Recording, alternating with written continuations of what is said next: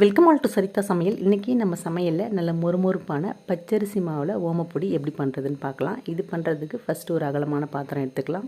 இதில் பார்த்திங்கன்னா 2 கப் பச்சரிசி மாவு சேர்த்துக்கலாம். இது கூடவே 1/2 கப் பொட்டுக்கடலை மாவு, 1/2 ஸ்பூன் மிளகாய்த்தூள், 1/4 ஸ்பூன் மஞ்சள் தூள், 1/4 ஸ்பூன் பெருங்காயத்தூள், இது கூடவே தேவையான அளவு உப்பு சேர்த்து நல்லா கலந்து விட்டுடலாம்.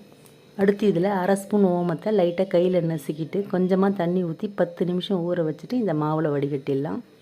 இப்போது இதில் வெது வெதுப்பான தண்ணி சேர்த்து முறுக்கு மாவு பதத்துக்கு சாஃப்டாக பிசைஞ்சு எடுத்துக்கலாம். அடுத்து இதை பார்த்திங்கன்னா ஓமப்பொடி அச்சில் 3/4 அளவு சேர்த்து விட்டு இப்போ இதை நம்ம எண்ணெயில் சேர்த்து பொரித்து எடுத்துக்கலாம். ஒரு கடாயில் எண்ணெய் சூடு பண்ணிவிட்டு எண்ணெய் மிதமான சூடு இருக்கும்போது லைட்டாக நம்ம ஒரு சுற்று மட்டும் சுற்றி எடுத்துடலாம். ஓமப்பொடி பார்த்திங்கன்னா 1 நிமிஷத்துலேயே வெந்துடும். அதனால் நம்ம டக்கு டக்குன்னு போட்டு எடுத்துடலாம். நம்ம ஓமப்பொடியை போட்டு எடுக்கிற வரைக்கும் எண்ணெய் மிதமான சூட்டிலே இருக்கணும்.